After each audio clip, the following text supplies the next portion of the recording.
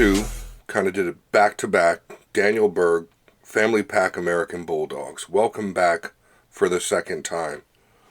Man, thank you. Yeah, no, I'm looking forward to it.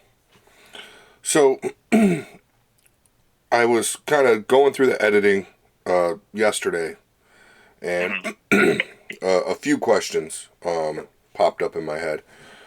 The first of which we were just kind of talking about before we started recording, tell people about the weather out in New Mexico. Oh yeah, it's dry as a bone. The we're in the desert, but we're not like low elevation. It's more like the mountain desert. So we're at 6,500 feet elevation, and so really dry. We get tons of sunshine, which is great. But yeah, it gets hot, and so it's a different kind of heat, though.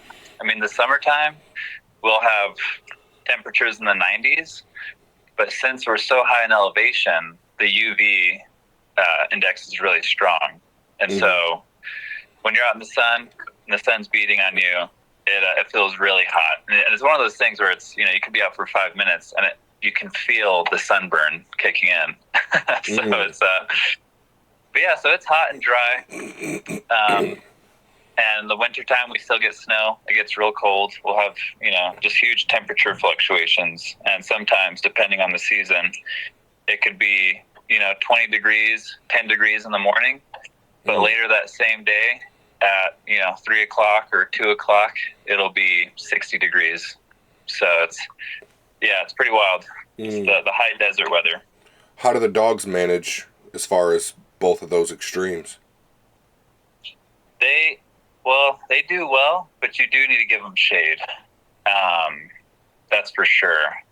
I mean, and there's times where the dogs, of course, they're crazy, where they just, for some reason, they'll sunbathe in direct, midday sunlight, and they're fine. But yeah, no, they do well. I've noticed, kind of depending on their diet, believe it or not, that they can handle the sun better or worse. And so when I used to feed just only kibble, and I wasn't feeding like a great kibble, is that sometimes Bubba would get a little bit of sunburn. Nothing really bad, but yeah, so that was a thing. But I think that also has to do with diet, believe it or not. And then, yeah, and the other thing beside that is that Bubba, well, the dogs tend to get more dry skin, but it doesn't really affect them. They all do great. Bubba's the only one where he, more often than not, is more sensitive to that. He'll just, and what he does is he'll just walk along the fence every once in a while and just kind of scratch his body against it. And I've noticed he's the only one that really does it, so he probably, of course, would do better and somewhere with more moisture. But the dogs do actually handle it well. But it is definitely a thing where midday, it's not. I don't walk them midday, and yeah. So anyway, they do well. I don't know how a short-faced dog would do out in the wet like that, because my dogs are outside all the time, except for Buffy, who's now our indoor dog, and we start all of our dogs inside for their first year, and then we'll move them out. But then, as far as like sleeping inside and being in and out. But once they're over a year old, we tend to move them out full time. Bubba, he got to stay in the house for closer to 3 years. Daisy, we moved her out after a year. Buffy, we're going to keep her in. She'll be our permanent house dog. And then, but we like them to be able to handle the elements. And so even in the winter too, when they sleep outside in their dog houses, and we'll load them up with pine shavings. But at night there's a couple of weeks in the winter where they'll get that negative 15 temperatures, and they do just fine. Dig a little more into your feeding regimen. I used to feed Victor and Taste of the Wild, kind of going back and forth, but I've switched off of that now. And currently I'm feeding for kibble a mixture of Inukshuk, the 26-16 bag, and Pro 89. And I also do they'll always get some raw with their dinner as well. I just feed them once a day. Mm-hmm. And so I'll do that blend of kibble. I'll soak it in water. It just seems unnatural that any creature, any mammal should be eating a completely dry to the bone type of biscuit. Mm. And so I'll soak it, and then I'll give them some burger. We do chicken. If it's hunting season, we'll do turkey necks, things like that, other parts of the animals, some elk or deer. But most of the time they're getting raw eggs, burger, and chicken on top of their kibble. And so I switched away from foods like Victor. They did really well, but every now and again depending on the bag or whatever it was, there'd be times where they'd eat half their food or they wouldn't eat it at all. It was rare that it happened, but it was also weird that it happened at all, given that they're bulldogs and that I keep them exercised. And sometimes they get diarrhea every now and again. But I finally had to take a deep dive into looking at food, trying to study it, and just realize, okay, what's really going to work here? And instead of kind of reinventing the wheel, I went to American Sentinel Canine. Mm-hmm. Lee Robinson. I went to his website, and he has a great article called "Feeding the Working Canine Companion," something like that. Mm-hmm. But he has a section of articles on his website. You can go look them up, and you'll find stuff on nutrition. So I read that article, printed it out, looked at it more. I was like, oh, this is really cool. And I kind of followed his lead about what he does with kibble. And as well as even like the calcium to phosphorus ratios and what's ideal for a large breed dog. And so he doesn't talk about a Inukshuk, but I used a Inukshuk because it falls into his category of what he describes as a B grade kibble. Mm-hmm. And then he talks about Pro 89 and how and the combinations that he does to get an ideal ratio of calcium to phosphorus. And so that's what I looked for. Yeah, the calcium ratio, phosphorus, when I blend those two kibbles is really great, middle of the road for the American Bulldog breed. But also they're both high quality kibbles with, meat as the first ingredient. And there's not a bunch of other things. So other things I started looking into, mm-hmm. Such as when you look at grain-free kibbles, they'll put vegetables in it, or like pea protein, or you'll see tomato pumice. Another big one is canola oil. Mm. And so I started looking at that because, I also have health issues right now that occurred just about 2 years ago. Mm-hmm. So anyway, as I'm kind of I started going through and doing the carnivore diet for myself and doing a lot of research into how to heal my body. Yeah, yeah. Kind of in that as well is looking at dogs and realizing that there's things like lectins and oxalates that come from vegetables. They're just natural defense mechanisms. Mm-hmm. And so, of course, like things like legumes or like peas or things you find in tomatoes or all that stuff. Canola oil, vegetable oils, like these seed oils especially, are really bad for our bodies. They actually cause they cause inflammation throughout the body and in the organs. And so I was doing all that research. And so that's when I, of course, got away from Taste of the Wild because I was like using their grain-free stuff for a while.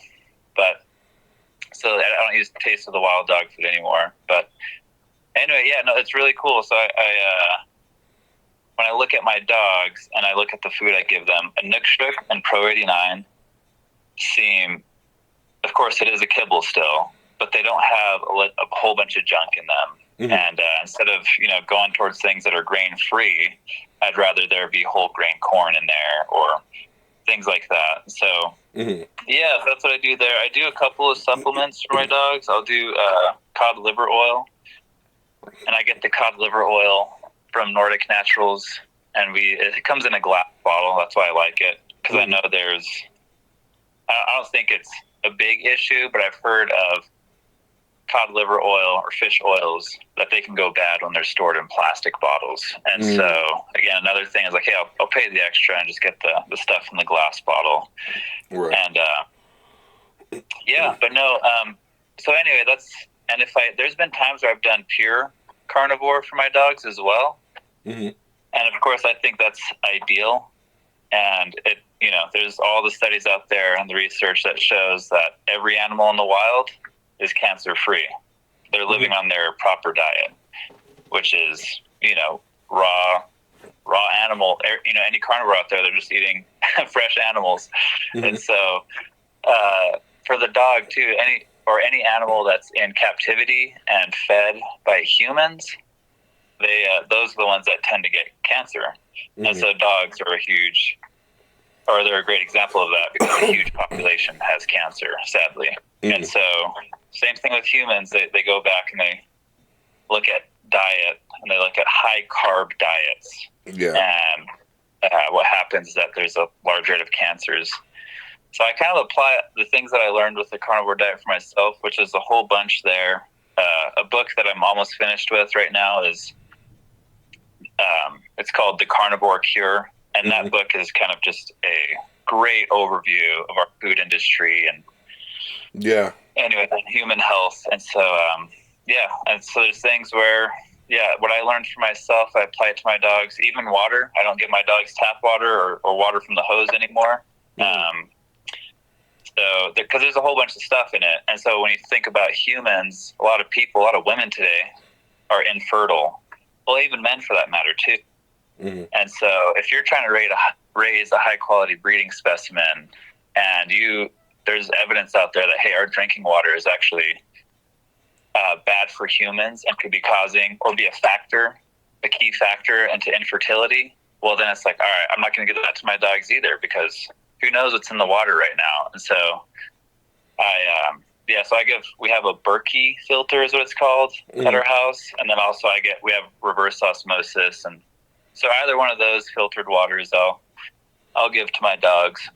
And anyway, just to make sure that they can do their job. Right. And so what else? Anyway, where was I going with that? Right. So I feed them once a day, but we do a blend of 2 bags of a Nookshuk, so that'll be 66 pounds to 140-pound bag of Pro 89, and that's our kibble mixture that we.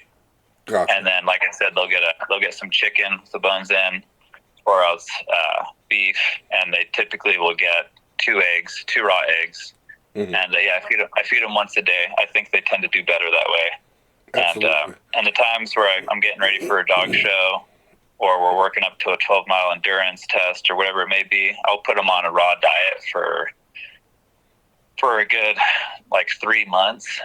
Mm-hmm. As kind of like, I'm not a pit bull guy, but it's kind of like doing a keep. Like, all right, we have this training period, you're putting them through camp and getting them ready. And man, it's amazing. Even just changing the diet alone. Yeah. When they're on a raw diet, and I don't do any vegetables, I'm not throwing, carrots or anything in there. They do great just raw. It's good for their gut. It brings their pH level in their stomach to a more acidic place, and they do really well. But man, their minds, their drive, their willingness to work, all that picks up.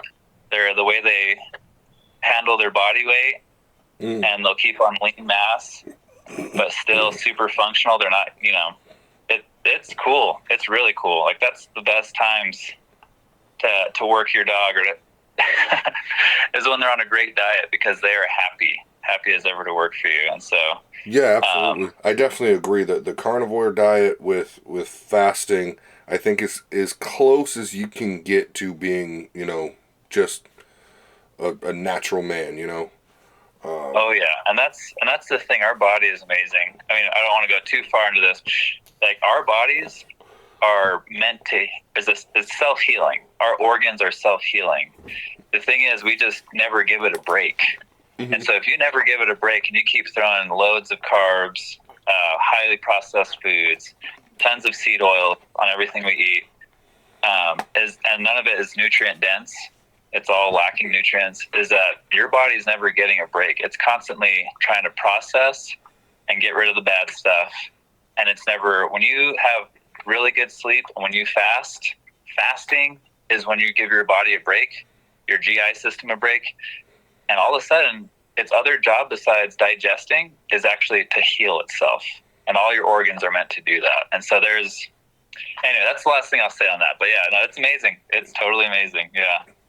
I think the first person I heard talk about it was Joe Rogan, and then Jordan Peterson. And oh yeah, their stories are amazing. Well, especially Jordan Peterson's story. My goodness, that's incredible. His daughter pretty much just like healed herself from very serious ailments. Oh yeah, like she was crippled ever since childhood. It's crazy. Yeah, that's nuts. One thing I wanted to ask: so, is there anything you feel is missing from the cow and dogs? And I guess another way I could ask that is, if you were to go outside of cow and dogs, go, just completely off the board to gather some blood for what you're doing, where would you go? Who would you talk to?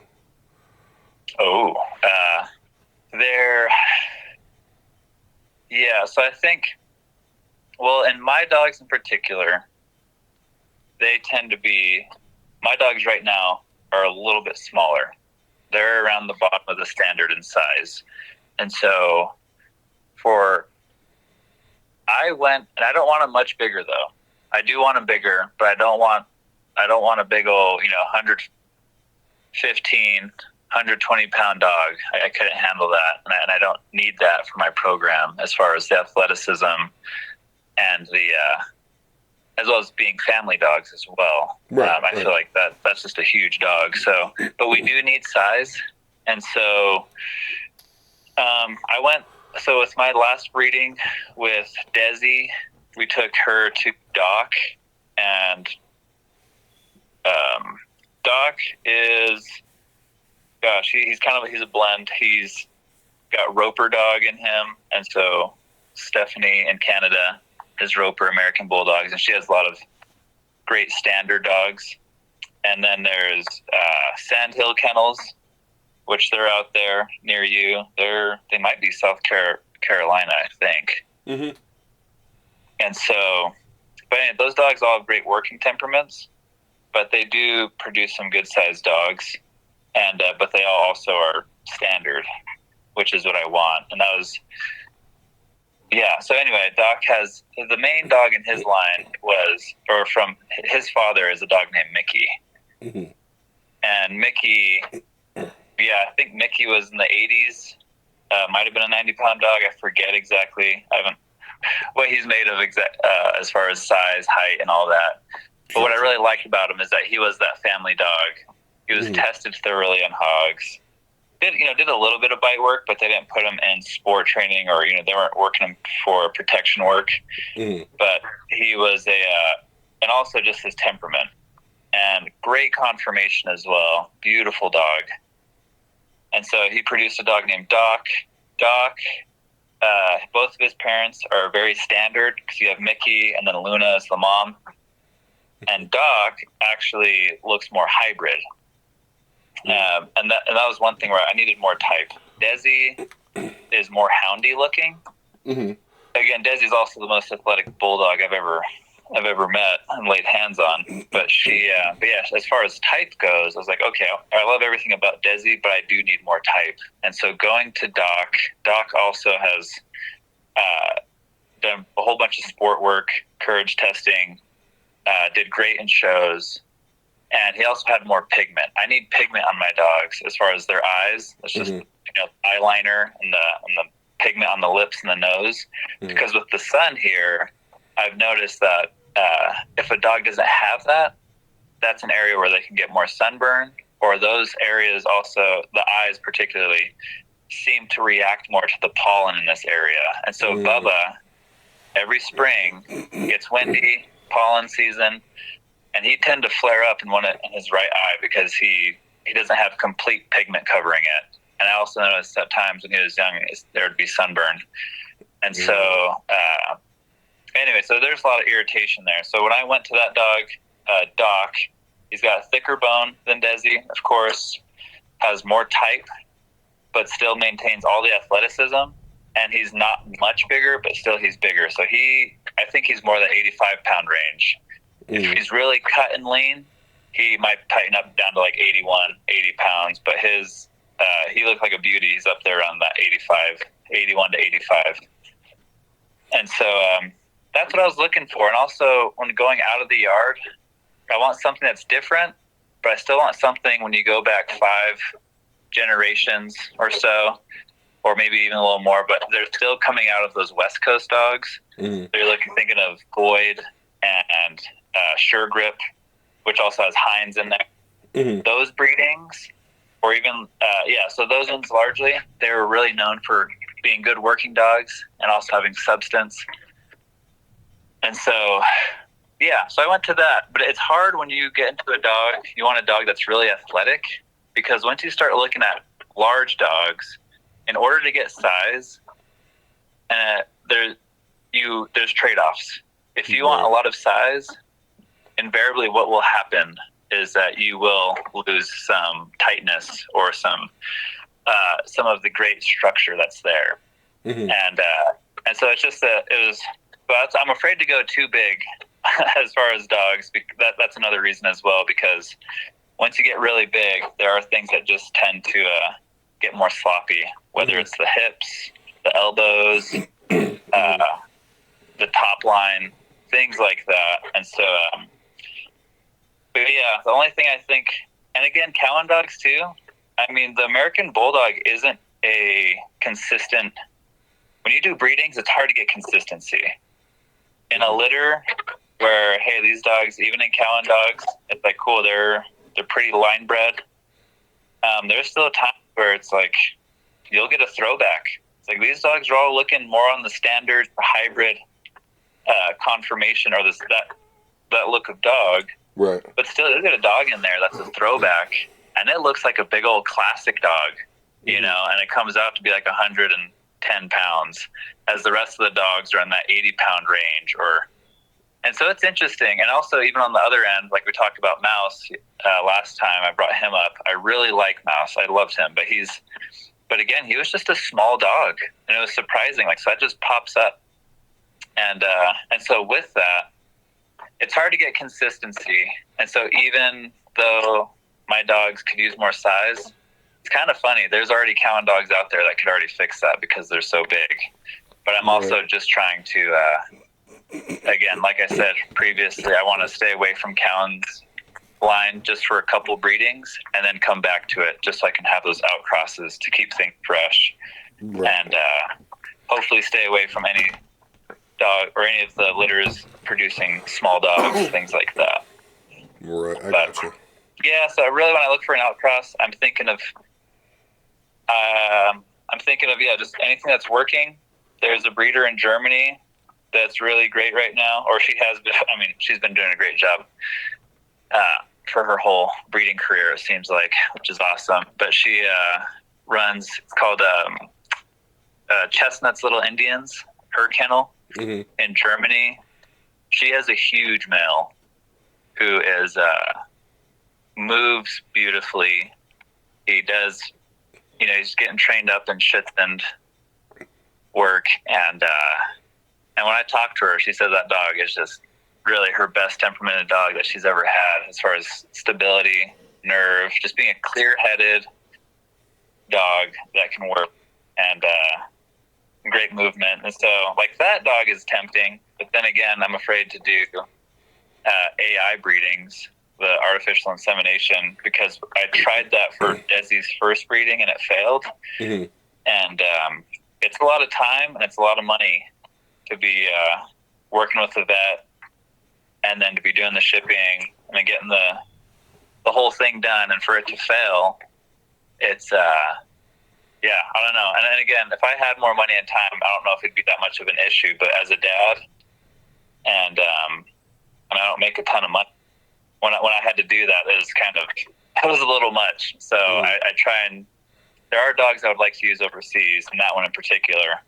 But anyway, but that would be the only very large dog that I'd really be focused on right now. Otherwise, for a really big dog, if I were to use one, I would use my friend Jason Offerman's dog, Chubbs. And he is kind of like a recreation of Goober. And I think but he's not as big as that dog in Germany. That dog's name is Zuni. This dog here in America is named Chubbs. Chubbs, I think he's more like a 95-pound dog. He might be over 100. But he looks like a Goober, big white dog, huge head, standard type, moves great, has defense drive, tons of prey drive, and really just and he has amazing pen hip scores too. And so that'd be a dog where, that would be on the table too as far as getting a lot of size back. But that's the one thing I think the Cowan dogs are missing. I know for some folks, they want a lot more defense drive. I think Cowan's dogs are really high prey drive, and some of them, you can get a handful out there with really strong defense drive. But his line of dogs are, they could do everything. It's not to downplay them at all to say that they weren't as high as other people's dogs. And again, I don't know. In defense drive, there are some dogs I've seen with really high defense drive, and I'm just not. I don't know that technical training world enough, but from what I've seen, sometimes I question if it's, is that dog just nervy? Like it can't handle stress very well, and therefore it makes for a great biting dog, or I don't know. But then again, I'm out of my wheelhouse when I talk about when I get into that really technical world, because I don't do that kind of training. So, but anyway, I don't want a dog like that anyway. I like that a dog can work and that's been courage tested, and I want to see that. And Cowan's dogs have that for the most part. But I know some other people's kennels that do Schutzhund, I think they can have dogs that are perhaps even more of live wires. But that's what they're going for. They want a dog that'll more than happily, with little aggravation, just go straight into it. And so I think my dogs, you probably have to get them more used to that, turn on their prey drive and turn it into defense, because they'll kind of look at you like, what do you want me to do? And so anyway, but let me ask you this. The big debate, kennels or chains, and why?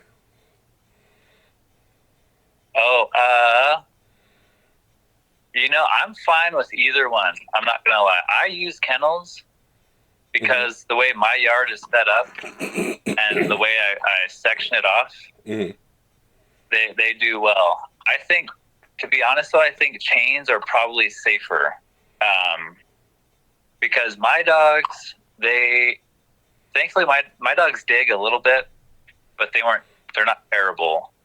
And my dogs aren't huge climbers, and I've never let them really get into climbing. But I know if you have a high drive dog who wants to get out, a high drive dog, even these Bulldogs. There's a picture that Lauren Cowan has somewhere where one of his puppies is on the kennel, on top, like a Belgian Malinois, just kind of, braced against two of the corners and just watching the other dogs. And it's like, what the hell? And so if you have a high drive dog like that, or a dog who's just going to keep going and he'll find a way and he won't give up, then kennels are the wrong way to go, because they will get out. And so I think chains are safer. I have no issue with chains. I think they're great. If I had a bigger space and I could put them, with some shade under some trees, things like that, and have a big circular area for them to run, I would do a chain. And I think it keeps them healthier because they have that weight to pull around. And so it's not just that, hey, they're chained up, they're just running back and forth. They're kind of, like, that's good. They need space to move. But if you add a little bit of weight to that, man, that dog is just going to be happier, because they're exerting effort, they're burning calories, and the saying goes that a tired dog is a happy dog. And so I think the chains are great. I would say they are safer than a kennel setup. Agreed. And it's like, I saw an image that it was on one of the dog groups, and it showed like a 6x10 kennel. And they're like, with X amount feet of a chain, we could fit 4 of these kennels in that one circle. So Yeah, like the math on that is really cool. yeah. Yeah, Like they can just literally, it's like they have, with a 15-foot chain, it's like they have their own little yard. exactly, exactly. Yeah, the circumference of that and the square footage that fits in that is surprisingly large Yeah. when you compare it to a square footage of a square, 10 by 10, or like whatever it might be. It's really cool. Yeah, when I first saw the math on that, I was that was cool. I like that. Yeah. What are some of the hacks that you've learned, especially from like guys like Colin and I'm sure many others you've talked to? What are some of the cool hacks that maybe you wouldn't have thought of? Man, well, gosh, this one, I mean, the first thing that I learned from Callan that was for a bulldog anyway, and of course this one is just, it's common knowledge in the bulldog world, but is the spring pull, Mm-hmm. and learning about, and Callan taught me all this stuff, just like, hey, there's a genetic need in these dogs. You can't ignore genetics. And so the genetic need in these dogs, yeah, they need to bite things. And so, of course, like tug toys, all of that. But one of the first things was just, hey, get a garage door spring, which you can buy from Home Depot, and get a 90-pounder or higher or whatever. And just the quickest, easiest setup was to put that around. If you have a big tree, set that up, put a tug toy on the end of it. And that was the quickest thing. So again, the first hack was, just the old garage door spring, spring pull setup for a bulldog.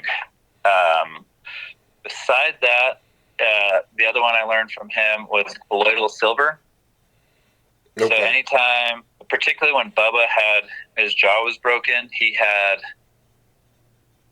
oh gosh, it was, so he was healing up, had a cone on his head, and I think it was 2 months in, it got infected.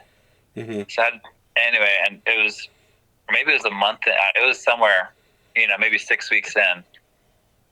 Took him to the vet, and they're like, hey, just put him on antibiotics, things like that. But before I took him to the vet, I called Lauren Gowan, and he said, hey, you need to get colloidal silver on that. You could put it in his water, but also you could get the little tincture, or you could get a spray bottle, whatever. And he also makes colloidal silver at his house. Mm. You can buy kits where you can make it in your kitchen, and then you get a silver rod. It's awesome.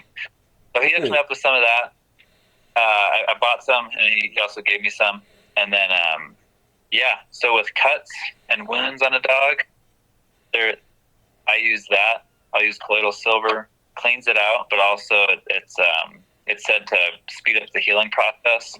And from what I've seen, it's worked great every time. Wow. So colloidal silver is a great thing. There are times where I've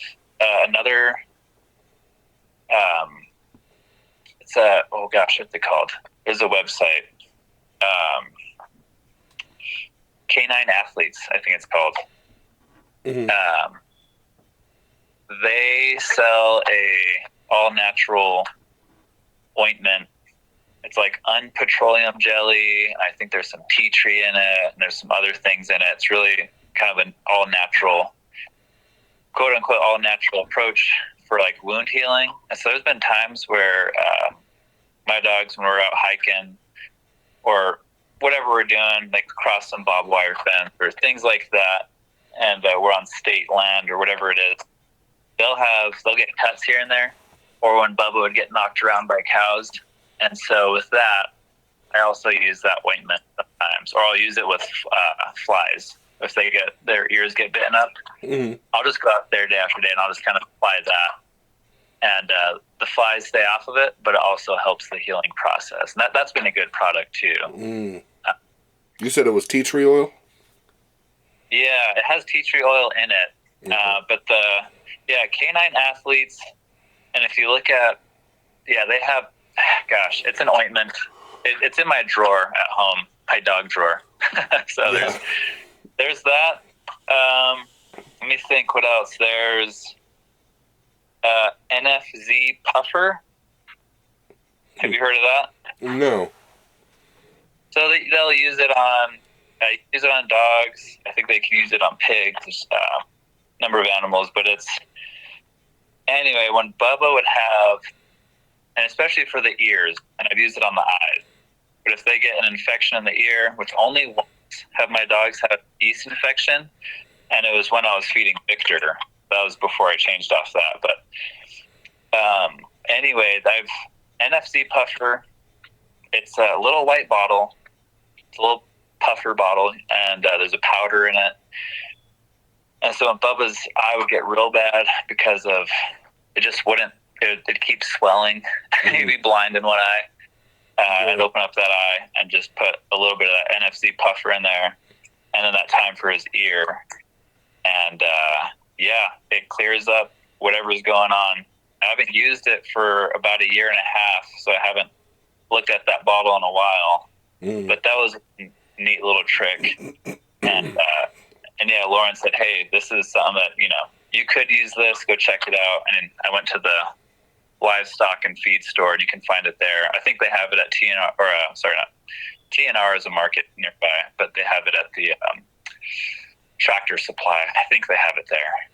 Okay. When it comes to flea and tick prevention when they're outside, things like that, what's your go-to? So thankfully we don't have a flea problem, at least not in my yard, and my dogs have never had fleas. I know they're around, but I think it's yards that have a lot of grass from what I've noticed. Those families tend to be, they need help with that. So we haven't had fleas, thankfully.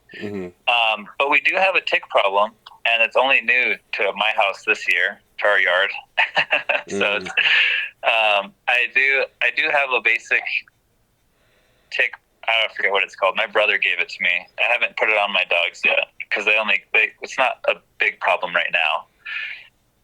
But it's little packets you get at the store, and what you can do is just put it on the dog, just one spot on their back essentially, and you just leave it, and it kind of, I guess it spreads, or ups the dog's immunity or responses or whatever to produce immunity or something, and it keeps the ticks off.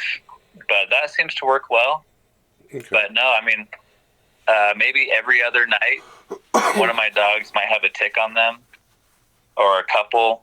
But it's not anything bad. Like when I had Bubba, when we went to that show in the South, and I did a sweep of him every night, we averaged over 10 ticks a night. And so it's nothing like that in Tennessee. And of course, Tennessee, man, I get destroyed by chiggers when I go to Tennessee. But but my dogs, there's not a huge tick problem, so I haven't had to look into any treatments for that. Gotcha. I haven't told you much about Pumpkin and Desi. I mean, because our yard's pretty small. Dive in. Now, anyway. Dive in. But I want to tell you a little bit about Pumpkin, because that's the dog we just bred to Bubba. Okay.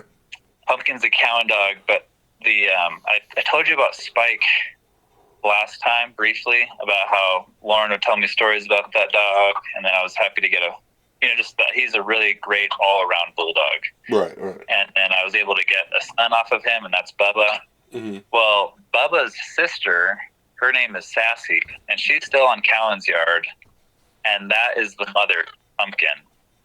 And so this litter, these dogs will be line bred on Spike. Oh, okay. And so I'm hoping to get something really great out of that. But the really neat thing about Pumpkin is that she is with my brother's family, and my twin brother his first daughter has it's called Dravet syndrome, and it's a really rare and severe form of epilepsy. Oh. Yeah, and it has to do with like this. Anyway, it's kind of a spontaneous gene, it's like a gene deletion. Anyway, they've been dealing with this stuff for years now, and going to the hospital and getting tests done. And so it's not genetic, like it wasn't passed down from the parents. It's kind of the spontaneous thing. But anyway, it's so that's their oldest daughter has that, and she's almost 5 years old. But Pumpkin is just an amazing dog around that girl. They also have a res dog, or just a mix, a mutt. So, and that dog's older. But of the two dogs, Pumpkin is just phenomenal. She super sweet. Again, we talked about that confidence temperamentally, as well as that high pain tolerance. And so when a dog gets its ear pulled, it's not, she's not freaking out or nipping or anything. But that dog is just the best with that family.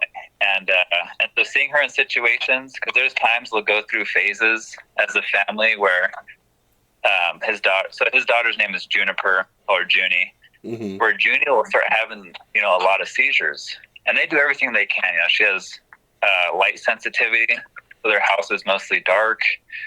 And they really, it's been really a cross to carry. But it's been really beautiful to see their family go through this as well as they are. Right. But anyway, there's times where this girl, she'll start having these big seizures, and then in the next 3 months she's good. She's she's clear, and it's like, okay, we got. But even in those times when things get stressful, it's really amazing how Pumpkin reacts around that family, and really she's responding naturally to their emotional needs. Because when there's times when the seizures are happening more and the stress is up, she'll start sticking close to Aaron or to his wife Brittany, or the girl comes around and all she is just sweet and cuddly, but then if they go outside and like there's a res dog out there, or say there's the neighbor's dog is barking, she'll perk up.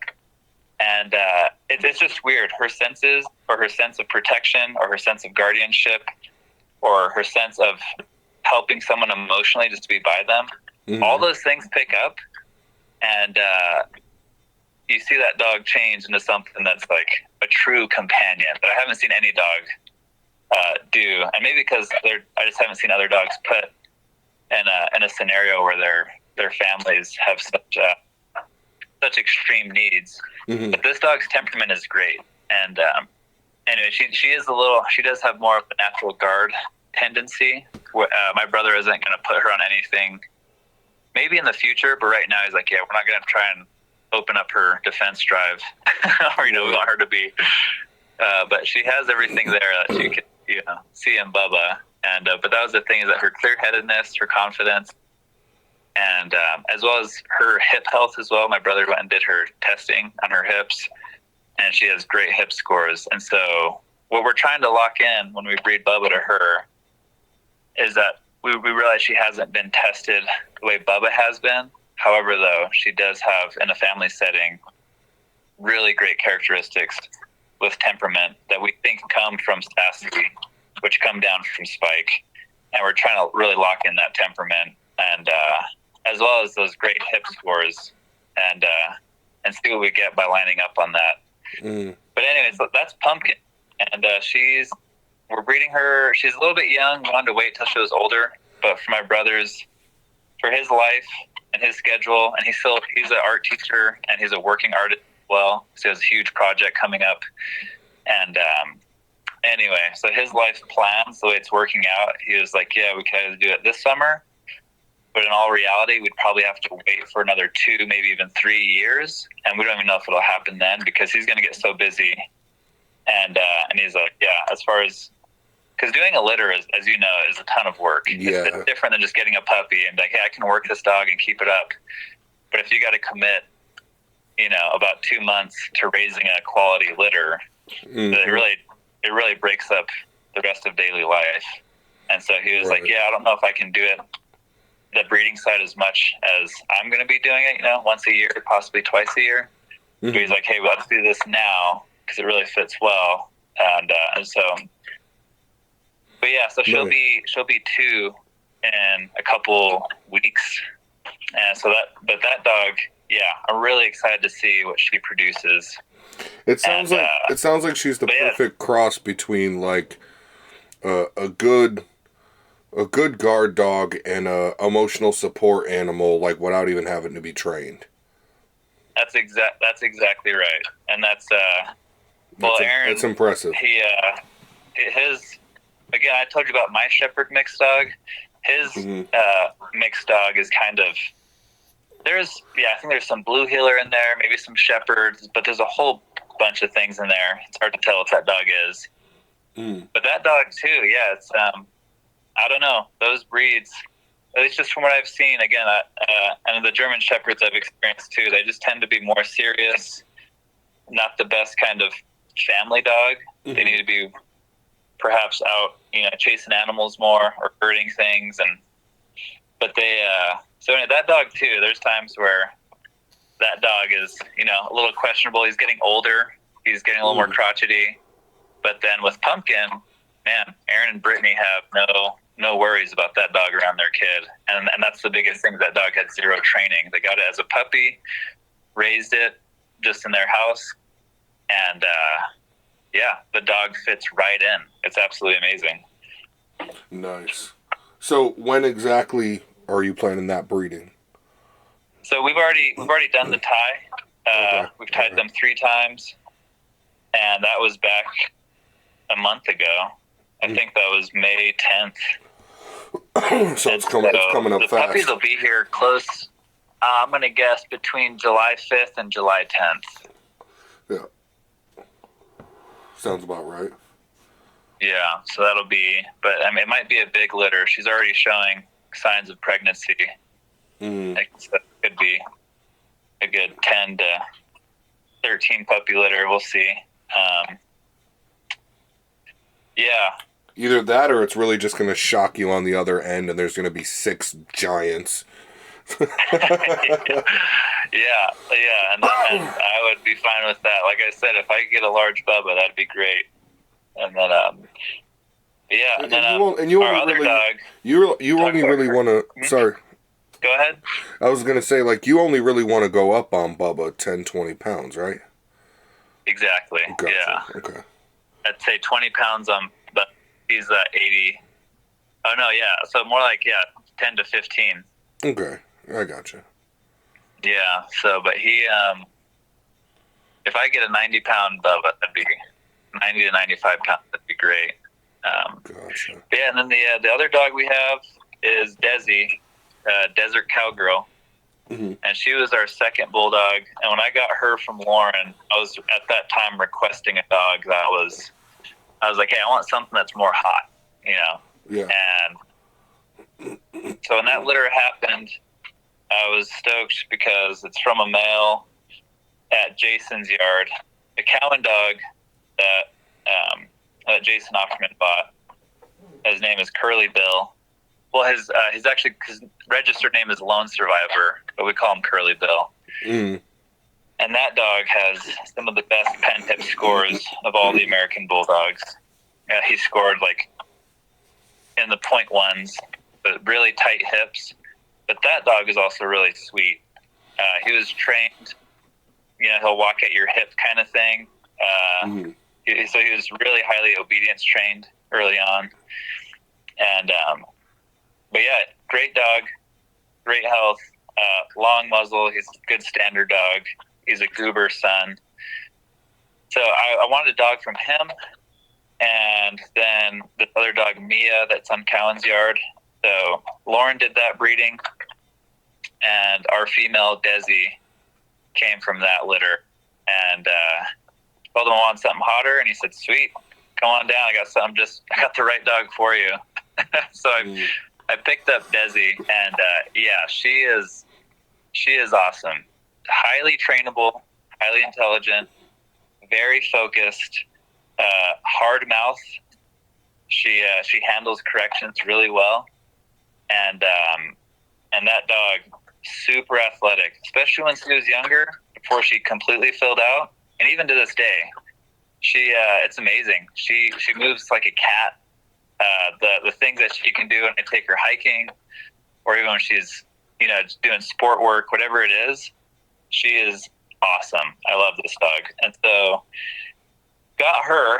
It was kind of a handful at first, because I realized, hey, this dog is way more than Bubba as far as just the the energy requirement, as well as the willingness to work. And she's just more of a reactive dog, so she was easier to put on whatever it is, the toys, the bites, pillow, spring pole, fur pole, all of it. And but she also goes into a different place pretty quickly, and so it's funny, like throwing the ball with her, things like that. Man, I've a couple times just trying to say, okay, how far will she go? As far as like how long does it take to gas her out? And man, she'll just be full blast for as long as you want, just about. There's only been a couple of times where I've actually gotten her to a point where she'll actually like stop and lie down. And so so she's really awesome. So she's really more of the live wire type dog. Gotcha. And we got her championed in the ABA ring, which the ABA shows are dying down. As far as the American Bulldog is concerned, they do a bunch of other breeds at their shows as well. But it's kind of sad. There's the last shows, it's really been, the shows are getting smaller, and there's a lot of reasons for that. And of course, the economy being one of them. It's just especially out here when you got to drive 6 hours for the nearest show once a year, but the other shows are all you're going to do 12 hours or more driving. Right. Or actually, they had one in Las Vegas a couple years ago, and that one was, I think that's 7 hours for me. I forget what that was. But it's hard to do a bunch of shows when you have to drive so far and get, you got to get a hotel and things like that. It takes a lot of money. But Desi, she has a trainer that I use down in Phoenix. That's a 4-hour drive away because we don't have any trainers nearby. I'm sure there's something in Albuquerque, which is closer, but I don't know. I'm just not connected to that world. I know a lot more people in Phoenix. But his name's Chris Ellinger. He is awesome. They're New Eden Kennels, American Bulldogs. But Chris and his wife, they trained up Desi and got her to do all the sport dog stuff, the Iron Dog Triathlon. The last show that Desi went to, which one was that? I think that was back in January. She actually took first place in the Sport Dog Triathlon. And there was a lot of dogs that competed during that show. But it's cool, man. I've seen Desi. Again, I've thrown her on that carnivore diet. And a couple of years ago, I took her to ABA Nationals and Iron Dog Nationals in Las Vegas, Nevada. And had her just leaned out, ready to work. She did the Iron Dog competition.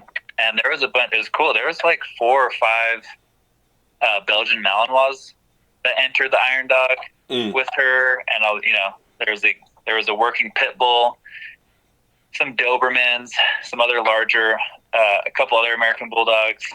But during the sprint race, Desi took first place, even amongst those little speed demon Belgian Malinois. Right. And also at a following Sport Dog Triathlon, she took first place against all the other dogs. And which just it was kind of nice to see that because it just confirmed I think she's super fast. I think she's super athletic. But then you see her going against these PDC trained Belgian Malinois, and she beats them in the sprint race. Like, damn, she's fast. So it's really cool to see. Desi's been a really fun dog. And that's not really something the Bulldogs known for either, is being that fast. So that's special. Yeah, and that's what Lauren would tell me too. Again, when Lauren starts talking to me and tells me everything that dogs can do, it's fun to take someone's word and know that, but it's even more fun to say, you know what? Let me prove that. And you don't have to be, you don't have to get too serious about it. You don't have to put your identity into the dogs and be like, oh, if my dog fails, then I fail. No, it's still your dog. You love them, they love you. It's a relationship that only you two share. However, though, I just encourage everyone, hey, go do something with your dog. Yeah, go catch an animal, go put him into the show ring, take the next step, try and put him in, sport dog or iron dog protection work, because you're going to learn so much more, but also you'll actually learn a lot about you and your dog, but you also learn the capability and the potential inside these genetics. Yeah. And so Lauren, again, telling me everything about his dogs. I'm like, oh, well, let me try it then. And sure enough, Bub was a proven bulldog. Desi, great sport dog. You know, she'll go for the sleeve and she'll work her heart out. And he would always talk about how fast his dogs were. And some of his dogs, like, no, this dog is the fastest bulldog I ever had. You know, tell me stories about Jack or tell me stories about Lip, things like that. And now I have Desi, and I'm like, oh yeah, that's a fast bulldog, and it's so fun to see. Family Pack AmericanBulldogs.com. So it's kind of long, but just spell it all out. It'll get you there. YouTube, also the handle Family Pack American Bulldogs, and then social media, all the same thing. I have Instagram and Facebook, and the Facebook though, there's no S at the end. It's just Family Pack American Bulldog. Gotcha. But yeah, so I don't post a whole lot. I mean, again, I'm a busy family guy. Mm-hmm. But anyway, when I can, I do. And there's times where, you know, I kind of take a break from social media. But there's, but yeah, you know, I try and keep it up and updated. And especially when the puppies come around, that's when I'm most active. And so if you look at the website, you'll see our breeding posted there. And of course, when puppies are around, feel free to contact us.